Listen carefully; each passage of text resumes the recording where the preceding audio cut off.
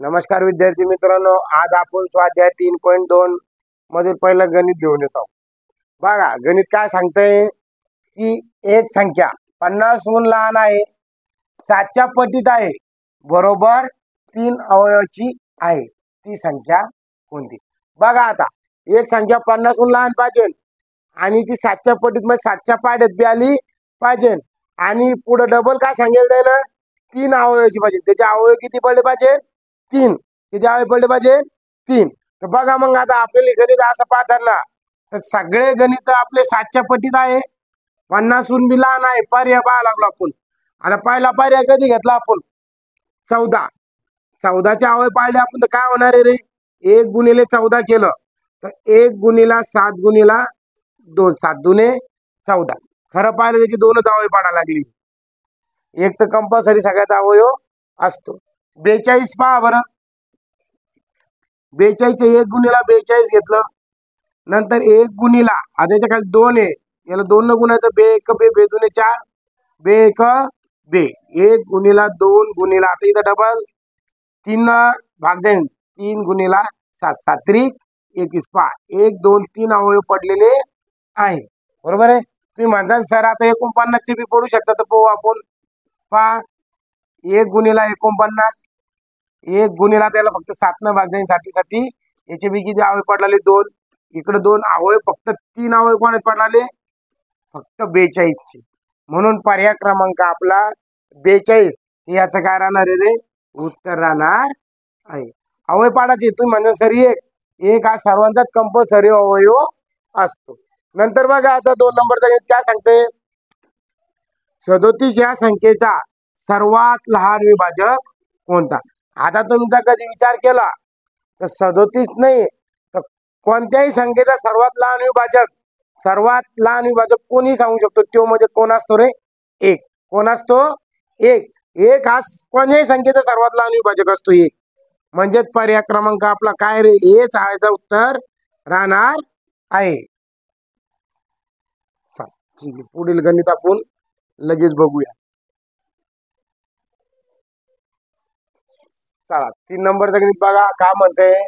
जर 3 क्रमिक संख्यांची बेरीज 15 आहे, काय? जर 3 क्रमिक संख्यांची बेरीज 15 आहे तर मधल्या संख्यांचा वर्ग असेल। म्हणजे आता क्रमिक म्हणजे काय रे? एकामागे एक संख्या पाहिजे आणि त्याच्या मधल्या संख्यांची वर्ग तो आपल्याला सांगायचा आहे आणि त्याची बेरीज बी काय आला पाहिजे रे? 15।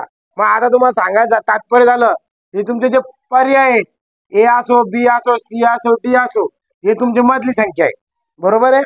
मग आता मधली संख्या हे असेल तर मग आपल्याला क्रमिक संख्या पाहिजे आहे।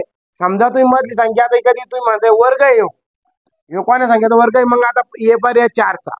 मग क्रमिक म्हणल्यानंतर 3 आणि इकडे येणार आहे 5, 5 आणि 4 9 आणि 9 आणि 3 किती झाले रे? 12। म्हणजे याची क्रमिकची बेरीज 15 यायला लागली का? नाही। मग हा पर्याय तुमचा ए पर्याय बसतो की इथं? नाही। आता बी पहा, बीचं काय आहे? इथं 5 आहे, इथं 6 आहे आणि इकडे किती येणार आहे? 4। मग पहा आता 5 आणि 4 9, 9 6 किती झाले रे? 15। म्हणजे राईट पास आला। 5चा वर्ग काय आहे? तर मधल्या संख्येचा वर्ग, मधली संख्या 5 आहे आणि 5चा वर्ग काय होतो रे आपला? 25। पुढचे 2 पर्याय पाहायचं कामच नाहीये, तर याचं उत्तर काय राहिलं रे आपलं? बी इथं या ठिकाणी उत्तर येणार आहे। लगेच पहा 4 नंबरचं गणित काय सांगते इथं? 1632 ही संख्या 2 संख्येच्या गुणाकाराच्या स्वरूपात लिहिलेली आहे, मात्र पहा गणित कसं फिरवलं दे ना, मात्र या दोन्ही संख्यापैकी एक संख्या आणखीन अवयव पडत नाही। आणखीन अवयव पडत कोणाचे नाही रे? की ज्या मूळ संख्या आहे त्या मूळ संख्येचे आणखीन अवयव पडत नसतात आणि ज्या मूळ संख्या नाही त्यांचे अवयव पडतच राहतात। 2 पेक्षा जास्त किंवा 3 असे अवयव पडतात। मग आता बघा 68 24 याच्यात मूळ संख्या आहे का? नाही। 34 48 मध्ये मूळ संख्या आहे का? नाही। 1798 17 ही मूळ आहे, ध्यानात ठेवा, मी तुम्हाला आधी सांगत होतं 17 ही मूळ आहे। 32 51 मध्ये बी मूळ नाही, कारण 32 ला भाग जातो आणि 51 ला भाग जातो, 17 त्रिक 51 होतात। पण इथं सी हा पर्याय असा आहे की त्या सी मधील 17चे आणखीन अवयव पडत नाही. तुम्ही 68चे अवयव पाडून पहा, 24चे अवयव पाडून पहा, दोन्हीचे अवयव पडतात. 34चे जे अवयव पडतात 48चे अवयव पडतात. पण 17चे अवयव फक्त 1 आणि 17च. याचे आणखीन अवयव पडत नाही. म्हणून पर्याय क्रमांक आपला सी या ठिकाणी 100% उत्तर राहणार आहे. पहा 5व्या नंबरचं गणित. 110 या संख्येची एकूण विभाज्य संख्या ही त्या संख्येच्या मूळ अवयवाच्या एकूण संख्येपेक्षा कितीने जास्त आहे. या ठिकाणी आपल्याला पहिले 110चे एकूण विभाजक पाडून घ्यायचे. आता 110चे एकूण विभाजक म्हणजे काय? विभाजक म्हणजे ज्या संख्येना त्या 110ला भाग जातो त्या संख्या इथं लिहायच्या आहे. मग आता आपण इथं घेतलं 1 मध्ये येतात, 2च्या पाड्यात 110 येतात, 5च्या येतात, 10च्या येतात, 11च्या बी येतात, 22च्या येतात, 55च्या येतात आणि 110च्या बी सुद्धा पाड्यात 110 येतात. म्हणजे एकूण विभाजक किती पडले? 1 2 3 4 5 6 7 आणि 8. एकूण विभाजक किती पडले त्याचे?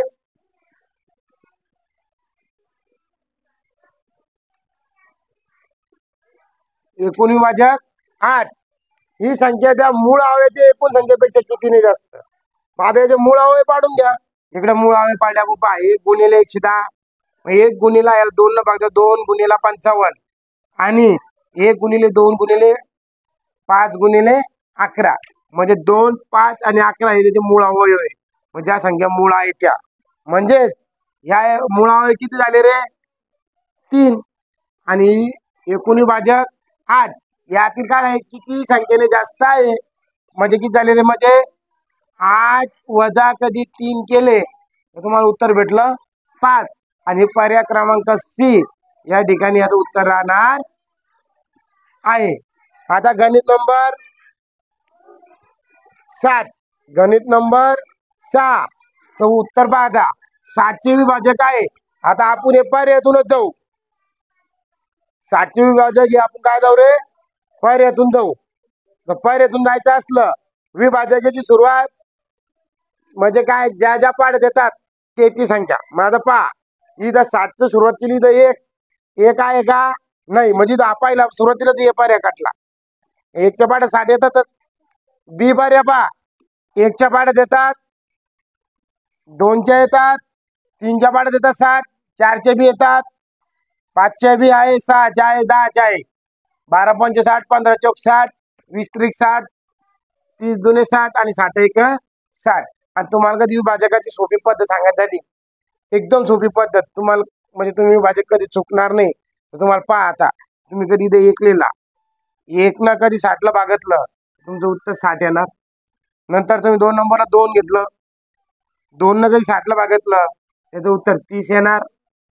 त्यानंतर कधी पहा आता 3 न कधी 60नं भागतलं तर 3 दुने 6 म्हणजे 20 येणार. 4 न कधी याला भागतलं 4 एक 4, 15 चौक 60.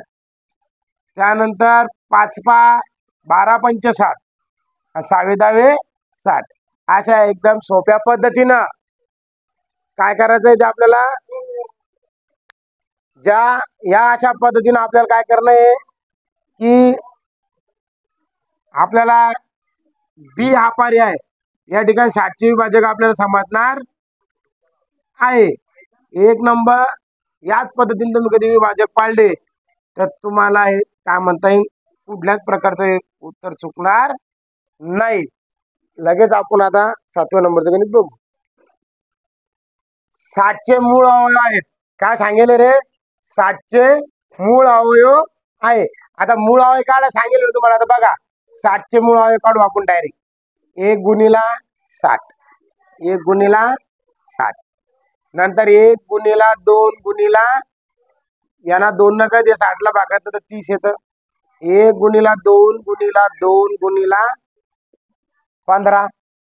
नंतर बा 1 गुणिला 2 गुणिला 2 गुणिला 3 गुणिला 5 झालं. मूळ संख्या आली शेवटी म्हणजे अवयव संपले.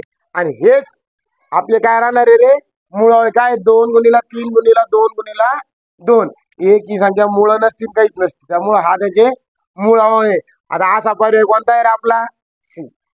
कोणता आहे रे? सी. आता बघा, दोन प्रौढ माणसांचे वय दर्शवणाऱ्या संख्यांचा गुणाकार 770 आहे. त्यांच्या वयांची बेरीज किती वर्ष आहे? बघा, आता इथं आपल्याला दोन प्रौढ माणसाच्या व्यक्तीची काय दिले रे? वयाची बेरीज दिली, ती आपल्याला काढायची. आता बघा, एका 770 ने याचे डायरेक्ट काय करायचे? अवयव पाडून घ्यायचे 770 ची. पहा आता, 770 बरोबर 1 गुणिला 770, 1 गुणिला 2 गुणिला 2 न भागात 2 त्रिक 6 खाली उरला 1, 2 आठी 16 खाली उरला 1 आणि 2 पंच 10. 1 गुणिला 2 गुणिला आता 8, 8 8 16 म्हणजे 3 न नाही गेला, 4 न नाही जात, 5 न द्या डायरेक्ट. 5 5 7 35 खाली उरला 3 आणि डबल 5 7 35. डबल 1 गुणिला 2 गुणिला 5 गुणिला 7 गुणिला 11 गुणिला 7, 11 7 77 म्हणजे 7 गुणिले 11 केलं काय? 11 गुणिला 7 केलं काय? आता इथं दोन प्रौढ व्यक्तींची आपल्याला काय सांगेल रे? हे काय सांगेल? गुणाकार. आपलं दोन व्यक्तीची बेरीज काढायची. तर मग आता पहा, आपण कसं करायचं आहे? ह्या 5 आणि 7चा गुणाकार करायचा आहे आणि 2 आणि 11चा गुणाकार करायचा आहे. मग 2 गुणिला 11 म्हणजे 22 झालं आणि 5 गुणिला 7 बरोबर 35 म्हणजे दोन्ही लोक मोठे झाले. तुम्ही म्हणता सर बा 5 गुणिले 10 काऊन नाही गेलं? प्रौढ सांगेल आपल्याला, मोठे सांगेल 10चे लहान व्यक्ती होणार बरोबर. 5 दुने 10. तुम्ही इकडं 7 दुने 14 बी केलं तरी लहानच व्हावं लागलं. त्यामुळं आपण याच्या असे केले की त्याच्या दोन मोठ्या व्यक्तीचे वय भरले पाहिजे. आता 5 आणि 2 7 आणि 3 आणि 2 5 म्हणजे त्या दोन प्रौढ व्यक्तींची वयाची बेरीज किती भरायला लागली आपल्याकडे? 57. म्हणजे पर्याय क्रमांक सी या ठिकाणी या संख्येचं उत्तर राहील. चला, स्वाध्याय 3.2 मध्ये 9 वगैरे काय सांगते बघा. सोपं एकदम. याच्या आधी असं गणित केलेलं आहे आपण. 32चे मूळ अवयव काढण्याची प्रक्रिया आहे. पहा आता 32चे मूळ अवयव, आता याच्या आधीच आपण मूळ अवयव काढले म्हणजे काय करणार आपल्याला? आता 32चे मूळ अवयव काढायचे म्हटल्यावर 32 बरोबर 1 गुणिला 32, 1 गुणिला 2 गुणिला 2 बे सकम 12, 1 गुणिला 2 गुणिला 2 गुणिला 8, डबल 1 गुणिला 2 गुणिला 2 गुणिला 2 गुणिला 4, 1 गुणिला 2 गुणिला 2 गुणिला 2 गुणिला 2 गुणिला 2. पहा आता हेच आपल्याला आपले मूळ अवयव सापडणार. पहा 2 दुने 4, 4 दुने 8, 8 दुने 16, 16 दुने 32. आता हेच आपले काय राहणार आहे रे? मूळ अवयव राहणार आहे. काय आपले मूळ अवयव राहणार आहे. मग पहा असा पर्याय कुठं भेटतोय? पहा बरं. 2 दुने 4, 4 दुने 8, 8 दुने 16, 16 दुने 32 म्हणजे ए पर्याय क्रमांक. काय आपला पर्याय क्रमांक ए. आता पहा 10 नंबर काय सांगते? आजच्या पहिल्या 4 गुणिताची बेरीज आहे. आजच्या पहिल्या 4 म्हणजे काय? आजचा पाडा लिहायचा. 4 लोक सरळ सरळ काय? आजचा पाडा 8 1 8, 8 दुने 16, 8 त्रिक 24, 8 चोक 32. घरावरची बेरीज 6 6 12, 12 आणि 8 20. आजच्या आले 2, 3 दुने 5, 3 आणि 2 5, 5 आणि 1 6, 6 आणि 2 8, 80. तुम्हाला कळलंय का? आजच्या पहिल्या 4 गुणिताची बेरीज. गुणित म्हणजे त्या संख्येने गुणणे. 8 न 8च नाहीये. 8 1 8, 8 2 16, 8 3 24, 8 चोक 32 आणि याची काय केली आपण? बेरीज केली. बेरीज आणि बेरीज किती आली रे? 80. म्हणजे आपला पर्याय क्रमांक सी या ठिकाणी उत्तर राहणार आहे. पहा आता 3.2 मध्ये सर्वात शेवटचं गणित आहे. काय सांगते? 3 आणि 5 यांचे गुणिते असलेल्या पहिल्या 100 नैसर्गिक संख्यांची संख्या किती? म्हणजे 3 आणि 5 ना काय? 3 आणि 5 ना भाग म्हणजे गुणणाऱ्या येणारी संख्या कोणकोणत्या येणारी? आता कधी तर लॉजिक लावलं काय सांगेल? 3 आणि 5 यांना त्यांच्या येणाऱ्या पाड्यात पहा कोणकोणत्या संख्या आहेत त्या काढायच्या आपल्याला. मग मला माहिती 3 गुणिला कधी आपण 5 केलं किती येतं रे 15. 15 पाडा म्हणे चला बरं. 15 1 15 15 2 30 15 3 45 15 चौक 60 15 5 आणि 15 सकी 15 साती 105 होतात. 100 पेक्षा पुढे गेले का रे 100 पेक्षा पुढे गेले. मग मला सांगा तुम्ही मग आपल्या संख्या किती वेळा 1 2 3 4 5 5 आणि 1 6. मग एकूण संख्या किती भरल्या आपल्या या 6. म्हणजे याचं उत्तर काय राहणार आहे रे आपलं डी. काय उत्तर राहणार आहे रे डी. कसं आलं काय आलं लक्ष करा. आपण डायरेक्ट या 3चे गुणित मिळूया 3 याला गुणलं डायरेक्ट 3 गुणिला 5 म्हणजे 15. 15चा पाडा लिहून घेतला. 15 1 15 15 2 30 15 1 50 15 चौक 60 15 5 15 15 सकी 90. म्हणजे आपला स्वाध्याय 3.2 मध्ये सगळ्यात शेवटचे गणिताचं उत्तर काय आहे रे डी म्हणजे 6.